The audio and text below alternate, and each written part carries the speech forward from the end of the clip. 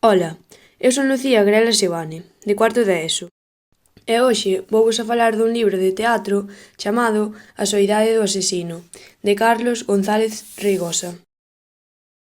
Neste libro, namais hai un único lance, no que un home chamado Claudio está atado nunha silla, e enfronte del está Víctor, o home que lle ordenaron que o matara.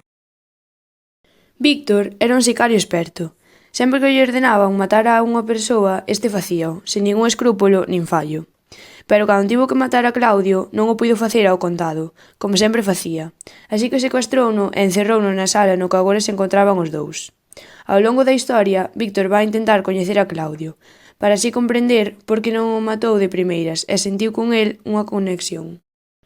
Claudio a Víctor cóntalle que el tamén matou a persoas, e pídelle que se poña no seu lugar e que non o mate.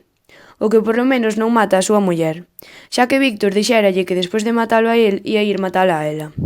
Despois de que eles estiveran moito tempo falando, entrará unha persoaxe, a Escía, que cambiará o desenlace da historia.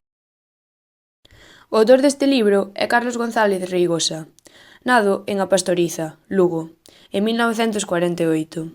É escritor e periodista.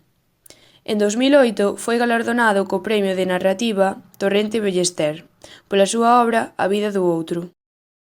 Algúns libros de Carlos Reigosa son Crime en Compostela, O misterio do barco perdido, A guerra do tabaco, Narcos ou A vitoria do perdedor.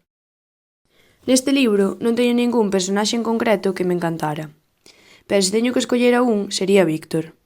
Xa que a pesar de ser unha persoa que mata sen piedade e que iso non ten perdón, penso que é moi intelixente e que plantexa a vida dunha maneira moito máis sinxela do que a maioría das persoas a ve. Na miña opinión, este libro gustoume moito, xa que é fácil de ler e ten unha historia que engancha, xa que dende que empezas a ler queres saber o que finalmente lle pasará a Claudio, e se Víctor cambiará a súa maneira de pensar. Sen ningunha dúbida, recomendo volo ler. Un saúdo e chao!